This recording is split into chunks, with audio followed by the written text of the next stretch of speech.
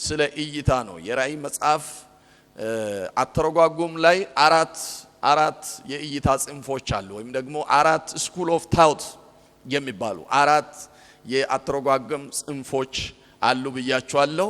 ከነዛ ውስጥ አንደኛው ጽንፍ ፕሪቴሪስት ቪው የሚባል ነው። ፕሪቴሪስት ቪው የሚባል ነው። እነዚህ የእይታን ጽንፍ የሚከተሉ ምን ብሎ ራእይን ይተረጉማሉ? የራእይ መጽሐፍ የትንቢት መጽሐፍ ነው ብለናል።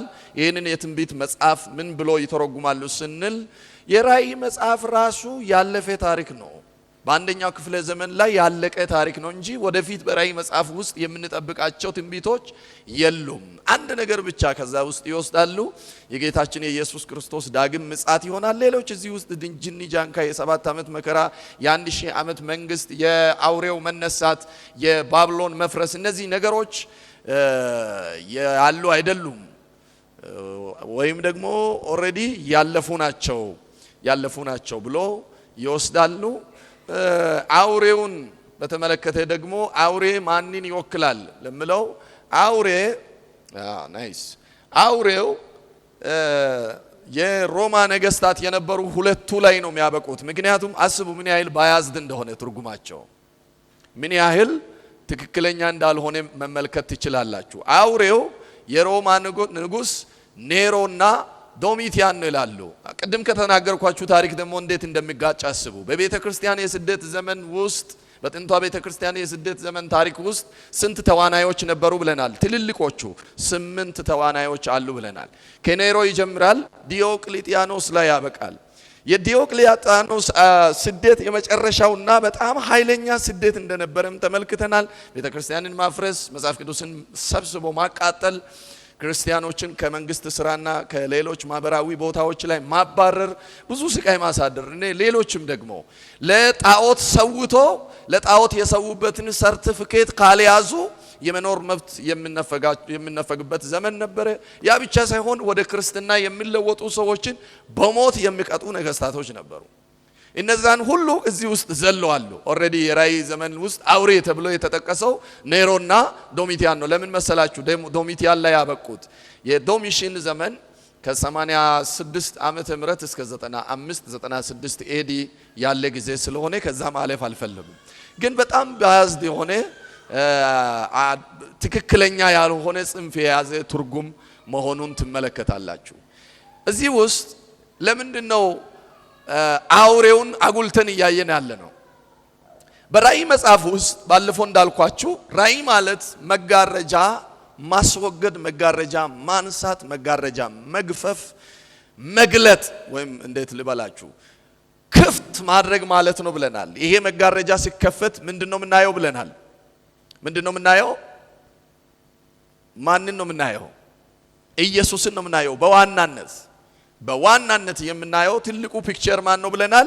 ኢየሱስን እንመለከታለን። ኢየሱስን እናያለን። እውነተኛውን ኢየሱስ፣ ደረቱ በወርቅ የታጠቀ፣ እግሮቹ የጋለ ናስ፣ እንዲሁም ደግሞ አይኖቹ የእሳት ነበልባል፣ በነዛ በሚያስፈራ ድምፁ እንደ ብዙ ውሃዎች ድምጽ የሆነ በሚያስገርም ግርማና ክብር የታጀበውን ኢየሱስን እንመለከታለን ብለናል። እውነተኛውን ኢየሱስ። እስኪ እውነተኛውን ኢየሱስ በሉ። ጮክ ባለ ድምጽ እውነተኛውን ኢየሱስ በሉልኝ። ድገሙልኝ አንድ ጊዜ። ድምጻችሁ ከዚህ በላይ አሰሙ። በጌታ ፍቅር ወዳችኋለሁ። እውነተኛው ኢየሱስ በሉ እስኪ። ትክክለኛውን ኢየሱስ በሉ እስኪ። ኤግዛክትሊ። የሚገርማችሁ ሌላ ደግሞ ፋክት ልንገራችሁ። በራእይ መጽሐፍ ውስጥ እውነተኛውን ኢየሱስ ብቻ ሳይሆን የራእይ መጽሐፍ ውስጥ ደግሞ ሌላኛው ሐሰተኛ ኢየሱስ እንዳለ ይናገራል። ፌክ ኢየሱስ እንደምነሳ፣ እኔ ክርስቶስ ነኝ ብሎ በስልጣኑ የሚመጣ እንዳልኳችሁ በ7 ዓመት የመከራ ጊዜ ውስጥ ለ3 ዓመት ያባበለ ያቆያቸዋል። ልክ 3 ዓመት ተኩል ሲሆን በኃይል ያንበረከካቸው የሮማ ነገስታቶችን፣ የአይሁድ ነገስታቶችን፣ የአይሁድ ተከታዮች የነበሩ እነዚህ ኢየሱስ ገና ይወለዳል ብሎ ቤተ መቅደስ ሰርቶ የተለያየ ሁሉን ነገር አዘጋጅቶ የሚጠብቁትን ያርዳቸዋል፣ አንገታቸውን ይቀላል፣ ፍዳ ያበላቸዋል፣ ይቀቅላቸዋል። ያኔ ነው የሚባንኑት ብያለሁ። ፌኩ ኢየሱስ አለ፣ እኔ ኢየሱስ ነኝ ብለው መጣው። ለዚህ ነው አተረጓጎም ላይ ወሳኝ ሚና የሚጫወተው እነዚህ ሁለት ተርሞች ወሳኝ ስለሆነ አውሬውን ብቻ ይወሰን ነው። ቁጥሮቹ ምኖቹ ትልቅ ኢምፓክት የለውም። ነገር ግን ፌኩ ኢየሱስ የቱ ነው ምለውን እነሱ ሲወስዱ የሮማ ንጉስ ኔሮና ዶሚቲያን ይላሉ። ግን አይደለም። አውሬው ማን ነው? በእኛ አተረጓጎም ሐሰተኛው ክርስቶስ ነው። እኔ ክርስቶስ ነኝ ብሎ የሚመጣ ብዙ ሐሰተኛ ነቢያቶች የሚከተሉት ሐሰተኛ የጋለሞታ ቤተክርስቲያንም የሚታመልከው ማለት ነው። ሶስቱም እኮ ሪል ይሆን። አሁን ለእውነተኛ ኢየሱስ እውነተኛ ቤተክርስቲያን አለች፣ እውነተኛ ነቢያቶች አሉ፣ እውነተኛ ኢየሱስ አለ። በመጨረሻ ዘመን በዛን ጊዜ ደግሞ ሶስቱም ኢመርጅ ያደርጋሉ። ሐሰተኛ ክርስቶስ ይመጣሉ። ሐሰተኛ ክርስቶስን የምትሰብክ የምታመልክ ቤተክርስቲያን ኤልዛቤል የሆነች ጋለሞታ የሆነች ቤተክርስቲያን ትፈጠራለች። ሐሰተኛ ነቢይ ደግሞ ስለ ሐሰተኛ ክርስቶስ ፕሮቮክ የሚያደርግ የሚሰብክ ይፈጠራል። እዚህ ሶስቱ ይኖራሉ፣ ተያይዞ ግን አንድ ላይ ይጠፋሉ፣ በእሳት ውስጥ ይጣላሉ።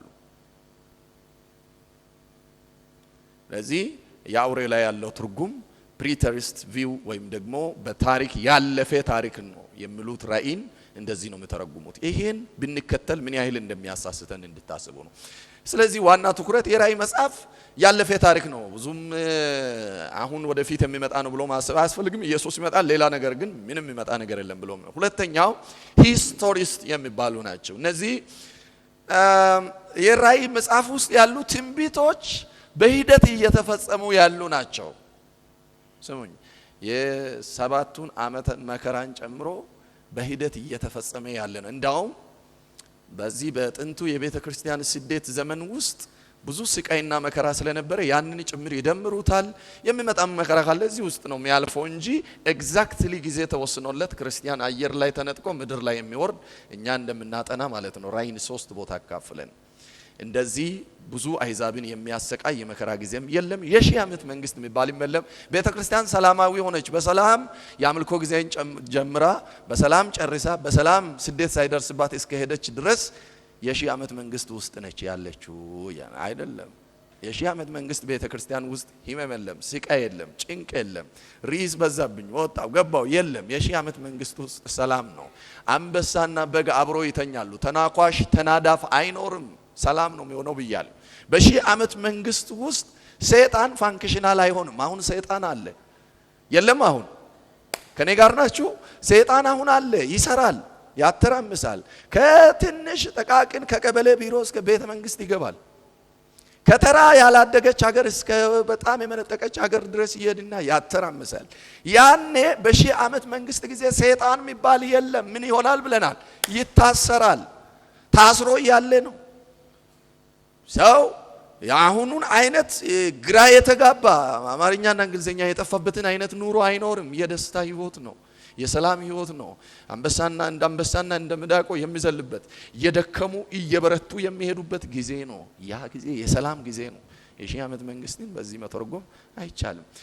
የአውሬውን ትርጉም በተመለከተ አውሬው ዋና ፊገር ነው ብያለሁ፣ ቀጣይ ፊገር ነው ብያለሁ። ኢየሱስ ዋና ኢሜጅ ነው በራእይ ውስጥ። ከዚህ ጋር ተያይዞ ፌኩ ኢየሱስ አለ። ይሄ ፌኩ ኢየሱስን ደግሞ እነሱ እንዴት ብሎ እንደሚተረጉሙ ልንገራችሁ። ሂስቶሪስት ቪው ባለፈው አርብ ሮብ ምሽት ለነበራችሁ እንደነገርኳችሁ በሂስቶሪስት የራእይ መጽሐፍ አተረጓጎም ጽንፍ ውስጥ ያሉ ሰዎች አንዱ ማርቲን ሉተር ነው። የክርስትና እምነት ወይም እንዴት ልበላችሁ የፕሮቴስታንት እምነት ዋና ቀስቃሽና ፋውንደር ተብሎ የሚቆጠር ሰው ነው። ተሳስቷል በዚህ ጉዳይ። ለምን መሰላችሁ? በንዴት ነው የተረጎመው። መጽሐፍ ቅዱስን በንዴት አተርጉም በለው አጠገብ ያለው ያዘውና ነገሩ አይ ይሄ ዝም ብሎ ነገር አይደለም ማወራችሁ፣ በስሜት አተርጉም በለው መጽሐፍ ቅዱስን በንዴት አተርጉም በለው። ባንተ ሁኔታ ውስጥ ሆነ መጽሐፍ ቅዱስን አተርጉም። ተተርጉማ አይታችሁ አታውቁም? በዚህ ዘመን ታውቃላችሁ እንጂ በጣም እናውቃለን። የእውነቴን እኮ ነው የምላችሁ። ይነሳና አንዱ ሌዊን የሚዋጋ ወገቡ ይወጋ ተብሎ ተጽፏል። እሱን እያየኮ ወገቡ የሚወጋ ማን ነው? በሱ አባባል ወንጌሉ ለምንድን ነው ወገቡ ወጋው? ከስሜት ተነስቶ ስብከት አይሰራም። ና ከስሜት ከራስ ስሜት ተነስቶ ብዙ ሰው ኢንተርፕሬት ያደርጋል። አሁን እንግዲህ ትልቅ ሰው ነው፣ ትልቅ ፊገር ነው ማርቲን ሉተር። ከስሜት ተነስቶ ባቢሎን ማለት ራሱ የሮማ ካቶሊክ ቤተክርስቲያን ነች አለ። ይሄ ስሜት አይገልጽም? ይገልጻል። ለምን? እሱ ከዛ ነው የወጣው። በቃ አበሳጭቶታል። ብዙ ታግሷል። እውነት ለመናገር ለግድያ ሁሉ ብዙ ነገር ተፈልጓል። አውሬው ማለት ደግሞ ራሱ ዋና ጳጳሱ ነው። ይሄን አተረጓጎም ብትከተሉ ምን እንደምትሆኑ ታውቃላችሁ? ባቢሎን ማለት አጥቢያችሁ ነው የሚሆነው። ይሄ አተረጓጎም ኦኬ ብላችሁ ብትቀበሉ፣ እዚህ አተረጓጎም ራእይን ብናይ ይሄ ባቢሎን የሆነ ቸርች ትላለ ማለት ነው። አውሬው ፓስተራችሁ ነው የሚሆነው። እባካችሁ ራእይ በዚህ መንገድ አይደለም የምትተረጉመው። ሰዎቹ በዚህ በተሳሳተ መንገድ ተረጉመዋል ማለት ነው። የቤተ ክርስቲያን ጉዞ ካርታ ነው፣ የዘመናት ታሪክ ነው ይሄ ታሪክ ይላሉ። ፊውቸሪስት የሚባለው እኛ የምንከተለው ነው። የራእይ መጽሐፍ ውስጥ 1:19 ባለፈው ወንጌሉ ደጋግሞ አንብበሃል። ራእይ 1:19 ላይ ለዮሐንስ እንዲህ ተብሎ ተጽፎለታል። አሁን ያለውንና ለወደፊት የሚሆነውን በሶስት ይከፈላል። ያየው አለ። ምንድነው ያየው? ያየው ምንድነው? የክርስቶስ ግርማና ኃይል ነው ያየው። ሱፐርማሲ ኦፍ ክራይስት፣ እግዚአብሔርን ታላቅነት ዞር ስል ይላል። እንደውም ዞሮ እያለ ነው የሚሰጁ። ምዕራፍ 1ን ስናጠና አሳያቸዋለሁ። ዙር አለኝ ይላል። ሲዞር የሚያስደነግጥ ግርማ ያለውን ኢየሱስን ነው ያየው። በፊቱ እንደምን ሆንኩላል? እንደ ትናንትና እዚህ መኖር ይሻለናል አልኩ አይልም።